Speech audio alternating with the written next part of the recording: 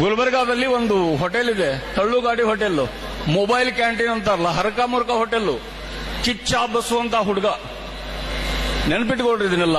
Kichcha bus ಅಂತ ಹುಡುಗ ಇವತ್ತು ಬಂದ್ರೆ ನೀವು DC ಆಫೀಸ್ಗೆ ಹೋಟೆಲ್ ಇದೆ, ಅದು ಮೊಬೈಲ್ ಕ್ಯಾಂಟೀನ್. ಅದು ಅಲ್ಲಿರೋ 4 ಹರಕ ಮುರ್ಕು ಕುರ್ಚಿ, ಹರಕ ಮುರ್ಕು ಅಂಗಡಿ. ಅವ ಮಾಡೋದು ಇಷ್ಟೇ, ಚಾ ಮತ್ತು ಬಿಸ್ಕೆಟ್. ಇದ್ರ ಮೇಲೆ ಜೀವನ ಕಟ್ಟಿಕೊಂಡಿದ್ದಾನೆ ಅವನು. ಅದ್ರ ಮೇಲೆ ಬರೆದಿದ್ದಾನೆ, ಅವನ ಅಂಗಡಿ ಮೇಲೆ ಒಂದು ಸ್ಟೇಟ್ಮೆಂಟ್ ಬರೆದಾನೆ. ಸುಮಾರು ಜನ ಅದನ್ನ ಫೋಟೋ ತಕೊಂಡು ಹೋಗ್ತಾರೆ.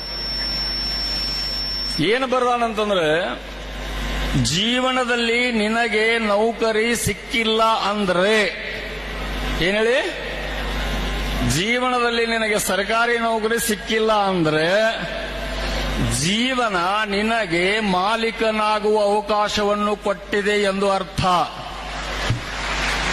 ಜೋರಾಗಿ ಚಪ್ಪಾಳೆ ಬರಲಿ ಈ ಸ್ಟೇಟ್ಮೆಂಟ್ಗೆ, ನನ್ನ ಮಾತಿಗೆಲ್ಲ. ಇದನ್ನು ನೀವೆಲ್ಲರೂ ನೆನಪಿಟ್ಕೋಬೇಕು.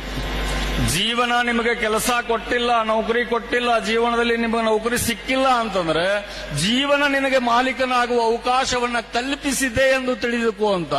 ಈ ತರ ಸ್ಟೇಟ್ಮೆಂಟ್ ಬರೆದು ಮೊಬೈಲ್ ಕ್ಯಾಂಟೀನ್ ನಡೆಸ್ತಾ ಜೀವನ ಕಟ್ಟಿಕೊಂಡಿದ್ದಾನೆ ಕಿಚ್ಚ ಬಸ್ಸು ಅನ್ನೋ ಹುಡುಗ. ಕಲಿತ ವಿದ್ಯಾರ್ಥಿಗಳಿಗೆಲ್ಲ ನೌಕರಿ ಸಿಗಕ್ಕೆ ಚಾನ್ಸ್ ಇದೆಯಾ? ಎಷ್ಟು ಲಕ್ಷ ನೌಕರಿಗಳು, ಎಷ್ಟು ಕೋಟಿ ವಿದ್ಯಾರ್ಥಿಗಳು ಇವತ್ತು ಹೊರಗೆ ಬರ್ತಾ ಇದ್ದಾರೆ. ಎಲ್ಲರಿಗೂ ಸರ್ಕಾರಿ ನೌಕರಿ ಸಿಗಕ್ಕೆ ಚಾನ್ಸ್ ಇದೆಯಾ?